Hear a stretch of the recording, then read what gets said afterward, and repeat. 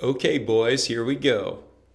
Being a former Navy SEAL, I had the opportunity to work with people that were extremely high performers. Imagine this environment. The guys that worked for me, one, knew to the core of their being, I don't mean believed or had faith or thought, they knew that they were smarter than me. They knew they were stronger than me. Objectively, purely objectively, they had more experience than me. And the Navy had spent upwards of $1 million to condition them to know that if it was humanly possible, they could do it. Imagine leading someone that knows they're smarter than you, stronger than you, they have more experience than you, and they can do anything that is humanly possible. Do you think that's easy or hard? It's extremely difficult. So that means I had to learn how to lead someone that was more effective at life, more effective at the job than me. And one of the core things I learned was that the ability to answer this core question, why should I care, was absolutely critical for their performance. If I couldn't answer this question early on, they wouldn't follow me. And so since you're watching this video, I'm assuming you're a high-performing individual. Therefore, I'm going to answer this same question for you. Imagine working in an environment where your competition tries to kill you on a daily basis. And I don't mean that figuratively, right? All of us have competition in one way, shape, or form. Imagine if your competition tried to kill you on a daily basis. I mean, literally tried to kill you. Imagine if in that, you only got to work in the world's worst environments, right? My competition as a SEAL tried to kill me on a daily basis. On top of that, the Navy never sent me anywhere that didn't suck, right? The world's worst environments. The last thing is that we only got missions that every other unit said was impossible. So ultimately, you could say we only got impossible missions. Now, in that environment, an environment where my competition tried to kill me only in the world's worst environments and only in missions that were considered impossible by every other unit. What do you think our success rate was? Have you ever made a commitment to meeting an objective that you didn't meet? Now, I've asked that question to enough people to know that everyone says yes. In business, in personal life, you've created an environment where you have said, yes, I'm going to do something, and you don't meet it. Or better yet, you're leading a team and you say, we're going to meet this, and they don't meet it. In my world, how many times did I, as a commander of my SEALs, commit to meeting an objective that I didn't meet? Now, I've got about 200 missions that I've led, either as real world or training. The reason I add training into it is we lose more SEALs to injuries and deaths in training than we do in the real world missions, because we train harder than we fight. So for over 200 missions, I have a 100% success rate. That means every time that I and my team committed to meeting an objective, we met it, even though we were in an environment where our competition tried to kill us, world's worst environments, and everyone else said it was impossible. So think about that. If you aren't operating at that level of performance, would it be important for you to care? Like, does that give you some purpose to care for this lesson? I would imagine so. So within this, one other reason to care. So we already identified that the highest opportunity, right? The root cause to your success depends on your ability to coordinate action with others. Here's another reason. Have you ever heard of the rule of threes? As a human being, we are severely limited. 3 minutes is as long as we can survive without oxygen. 3 hours we can survive without shelter if I'm in an unprotected state in a harsh environment. 3 days I can survive without water, and 3 weeks I can survive without food. What that means is ultimately I'm a soft little pink thing that without support is going to suffer and die. That means that we rely on two key things. We rely on tools and teams, right? By being so limited, we can't survive on this planet without the coordination of action with others, and we can't survive on this planet without using tools. So we've already talked about the fact that in the world's worst environments, we have a very high success rate as SEALs. That's one good reason to pay attention. The other good reason to pay attention is you are severely limited.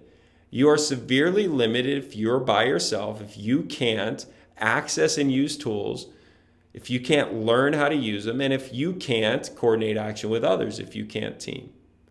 So at this point, usually whoever's watching is like, yep, Larry, I'm going to pay attention.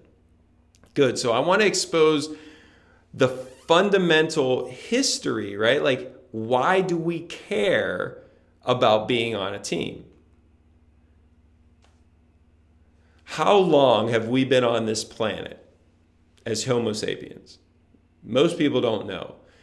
It's about 200,000 years. So about 200,000 years we've been on this planet as cave people. How long have we been on this planet in the modern society that we know? Now, the distinction that I use between these two things is how long have we been able to leave our homes, our caves, without the imminent risk of death? Now, the answer to that depends on where you live.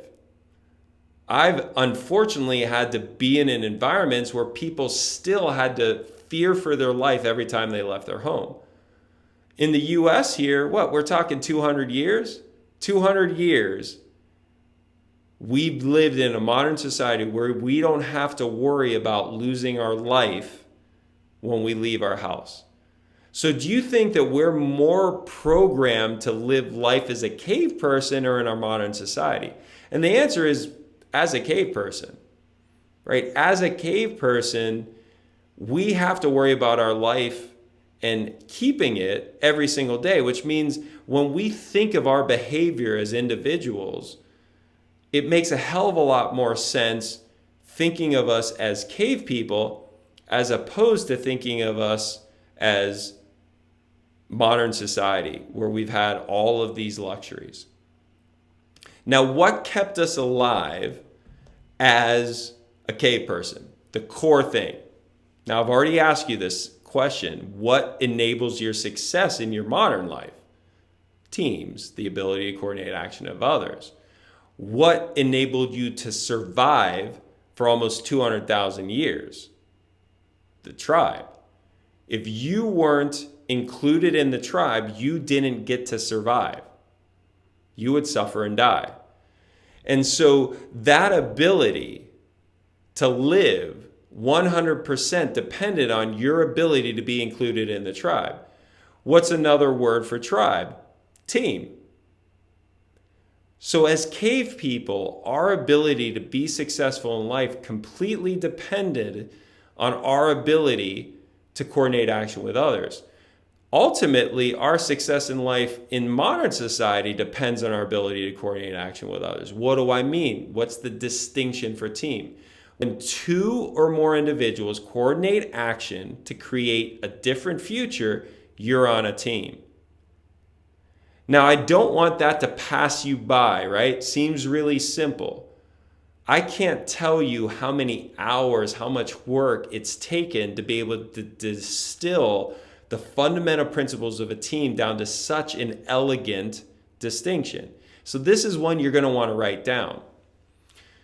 A team is anytime two or more individuals coordinate action to create a different future.